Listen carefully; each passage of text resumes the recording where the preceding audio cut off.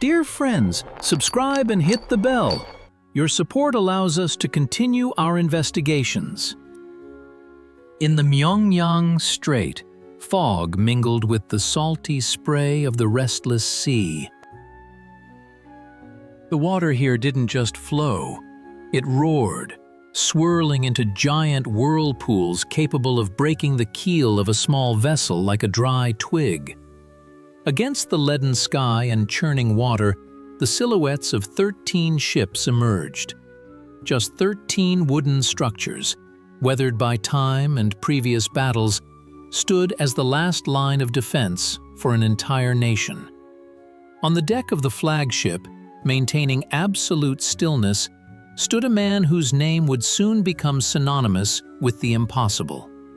His gaze was fixed on the horizon, where, like a black cloud obscuring the meeting point of sky and sea, the enemy fleet approached.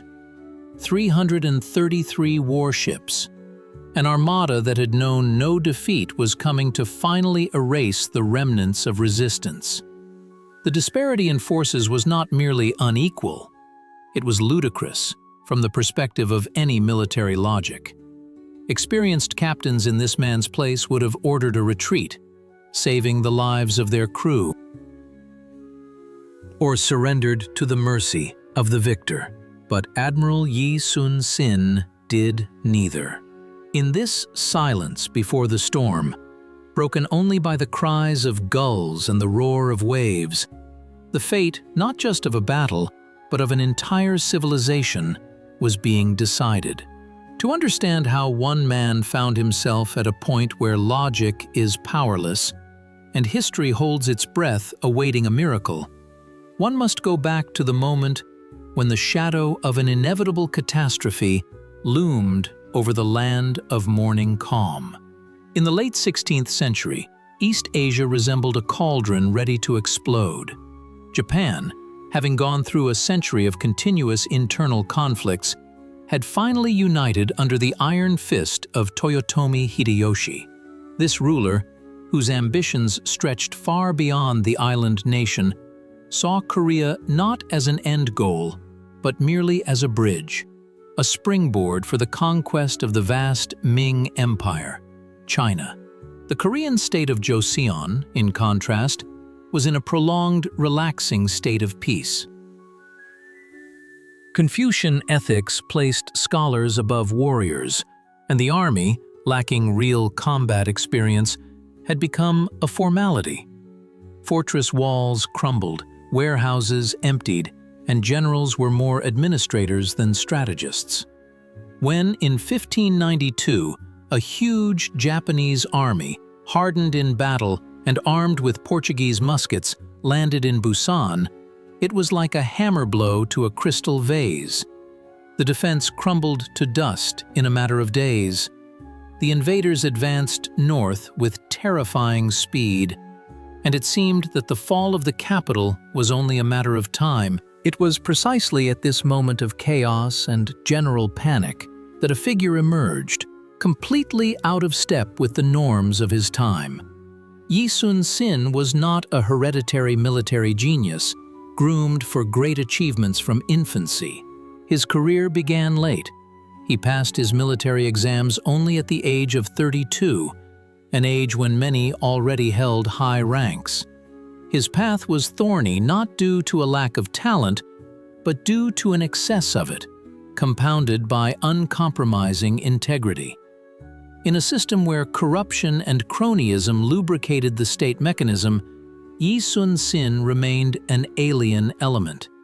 He refused to use state materials for the personal needs of his superiors, did not bow to those he did not respect, and demanded adherence to regulations where it was customary to turn a blind eye. For this, he was repeatedly demoted, exiled, and stripped of his positions. But each time the situation became critical, he was remembered. On the eve of the invasion, thanks to the patronage of an old friend, he was appointed commander of the left fleet of Jeolla province. This appointment became the very factor that subsequently rewrote history. While the land forces of Joseon suffered defeat after defeat, a completely different picture was unfolding at sea. The Japanese blitzkrieg strategy was entirely dependent on supply. The army, rapidly advancing deep into the peninsula, required food, gunpowder, and reinforcements that could only be delivered by sea. Yi Sun-sin understood this better than anyone. He did not wait for the enemy to come to him. He began to hunt. The outer layer of this conflict represented a clash of two different military philosophies. The Japanese fleet relied on boarding and close combat. Their ships were floating fortresses for samurai eager to engage the enemy hand-to-hand.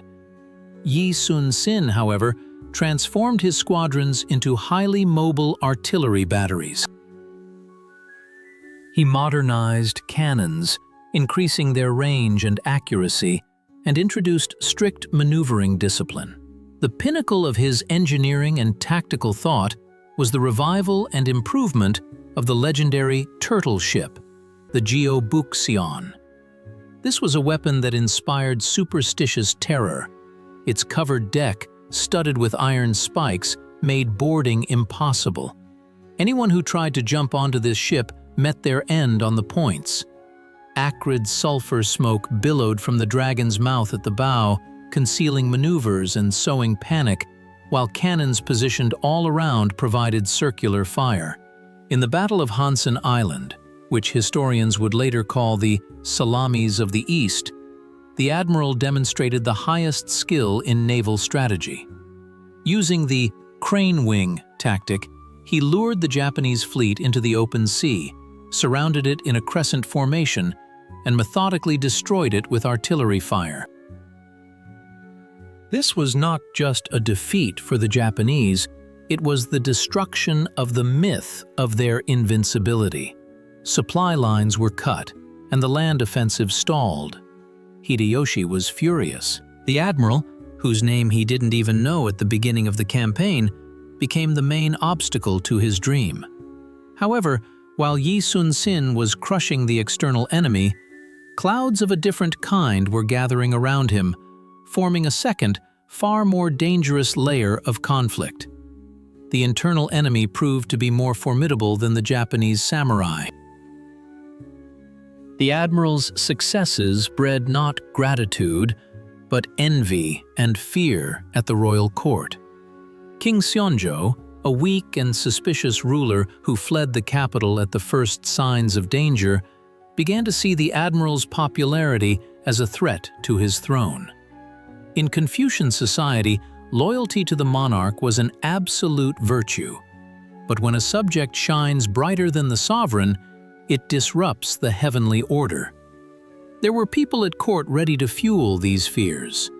The main antagonist was Won Gyun, another admiral, ambitious but untalented, who envied Yi's glory. Japanese intelligence, realizing that it was impossible to defeat Yi Sun-sin in open battle, launched a cunning disinformation campaign.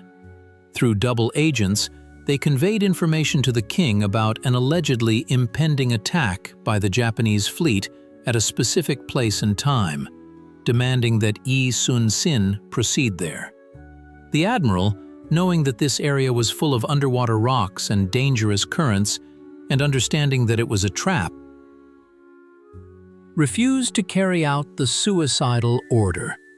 This refusal became the formal pretext for retribution. Yi Sun-sin was arrested, chained, and brought to Seoul. What followed was the darkest period of his life.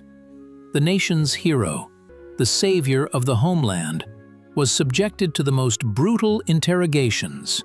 His body was broken, demanding a confession of treason, but his spirit remained unshaken. He did not incriminate himself, did not beg for mercy, but merely silently endured the blows that would have broken anyone. Most in his place would have lost their sanity or their very lives, but Yi survived. Instead of an honorable execution, which his enemies demanded, the king, under pressure from the few ministers who retained their sanity, commuted the sentence to demotion. The great admiral was stripped of all ranks and sent to serve as a mere soldier in the lowest category of troops. At this moment, it seemed fate dealt him its final blow. He received news of the death of his mother, the person who was his moral compass. Unable even to properly bid her farewell, physically broken, humiliated, having lost his closest ones, he had to wear the armor of a private and obey untalented commanders. Meanwhile, the fleet, placed under Won Gyun's command, was heading for its demise. The new admiral, eager to prove his superiority, fell into the very trap that Yi had foreseen. In the Battle of Chilcholyang, the Korean fleet, the nation's pride created by Yi Sun-sin's genius, was almost completely destroyed. Hundreds of ships were burned or captured, thousands of sailors perished. The entire naval defense of the country ceased to exist in one day. When news of the disaster reached the king, panic gripped the court with renewed force. Joseon had no defense left. In despair, the king again remembered the man he had tried to destroy. Yi Sun-sin was urgently reinstated, but this appointment seemed like an elaborate mockery. He was given back the title of Admiral of a fleet that no longer existed. Here we approach the third, deeper layer of the conflict, the philosophical. This is a confrontation not of armies, but of value systems. Any ordinary person in Yi Sun-sin's place would have had every moral right to refuse. After torture, humiliation, injustice, after the state he defended betrayed him, why should he risk his life again? He could have said he was sick, he could have fled, he could have simply remained inactive, watching the palaces of those who tormented him burn. But Yi Sun-sin was guided by principles transcending personal grievances. His loyalty was directed not at a specific person on the throne, but at the people and the land. This revealed the paradox of true service. He defended the system that tried to destroy him, because behind that system stood millions of ordinary people, peasants, artisans, fishermen, whose lives depended on him. When the king, realizing the hopelessness of the situation, sent an order to disband the remnants of the fleet and join the land forces, Yi Sun-sin wrote his famous reply, every word of which was forged from steel. "Your servant still has 12 ships. As long as I live, the enemies will not dare to look down on us." The situation transformed not due to the appearance of new resources or allies, but solely due to the willpower of one man. Arriving at the base, Yi found only 12 surviving ships and a handful of demoralized sailors ready to scatter at the first sight of the enemy. He began not by repairing ships, but by repairing souls. He burned military camps to cut off escape routes and told his men, "He who seeks life will perish, he who seeks death will live." He understood that victory was mathematically impossible, so the rules of the game themselves had to be changed. Yi Sun-sin chose the battle site not where it was convenient to maneuver, but where the sea itself became a weapon. The Myeongyang Strait, a narrow bottleneck with a furious current that changed direction every few hours. He knew these waters. He felt their rhythm. His plan was built on using fear, terrain, and precise timing. The climax arrived on October 26, 1597. The Japanese fleet, confident of an easy victory, entered the strait. There were so many of them that they obstructed each other. Yi Sun-sin, on his flagship, moved forward, alone against the entire armada. The other 11 Korean ships remained behind. Their captains were paralyzed by fear. For a long time, the flagship fought alone. Cannonballs rained down, arrows obscured the sun, but the admiral's ship, as if charmed, continued to spew fire. Yi stood on the deck, personally firing his bow, demonstrating to his men that the enemy was not invincible. Seeing that the flagship was not sinking and continued to fight, the other ships, overcoming their terror, began to draw closer. And then what the admiral had been waiting for happened. The current changed. The water, which had previously helped the Japanese enter the strait, now rushed back with a roar. The Japanese ships, huddled together in the narrow space, began to collide with each other. They lost control. Their formations scattered. The Korean ships, utilizing their knowledge of the currents, maneuvered and fired upon the helpless enemy. Quote Zero, or their modified versions, rammed into the sides of the opponents. The water turned crimson. 31 Japanese ships were sunk. The enemy's formation was broken, and the huge armada fled before a meager handful of defenders. This was not just a miracle. It was a triumph of intellect and spirit over brute force. However, Yi Sun-sin's story could not end with a peaceful old age. The tragedy of his fate demanded a final chord that would ultimately elevate him to the realm of legend. A year later, in 1598, the war was nearing its end. Japanese forces were preparing for a full evacuation. Hideyoshi had died, and the point of continuing the campaign vanished. The Battle of Noryang Strait was to be the final point. The combined fleet of Joseon and the Chinese Ming dynasty blocked the Japanese retreat. Yi Sun-sin did not want to simply let the enemy go, only for them to return with renewed strength in a few years. He wanted to teach a lesson that would be remembered for centuries. The night battle was chaotic and brutal. The flames of fires illuminated the black water.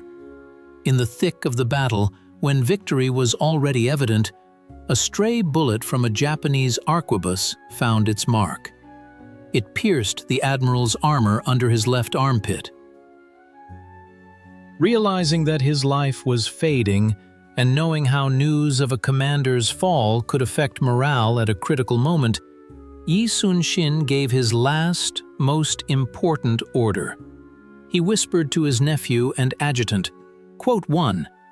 His body was covered with a shield, and his nephew donned the admiral's armor and continued to beat the war drum, inspiring the fleet. Until the very end of the battle, no Korean sailor, no ally, and no enemy knew that the great admiral was no longer among the living. Only when the last Japanese ships disappeared over the horizon or went to the bottom did the drum fall silent. The resonance of this story extends far beyond the Korean peninsula and the 16th century. The life of Yi Sun-sin is a textbook on leadership in conditions of absolute hopelessness. Today, in a world where people often seek excuses for their inaction in external circumstances, the Admiral's example resonates particularly acutely. It teaches us that resources are not the main thing.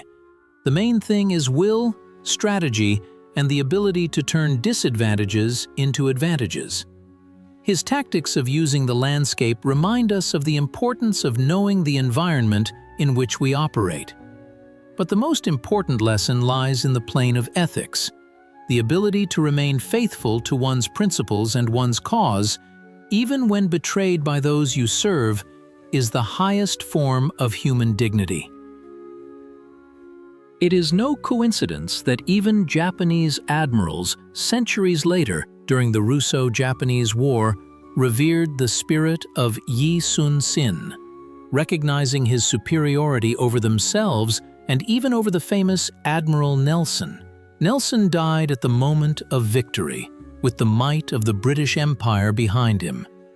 Yi Sun-sin died with nothing behind him but his own determination and love for his land.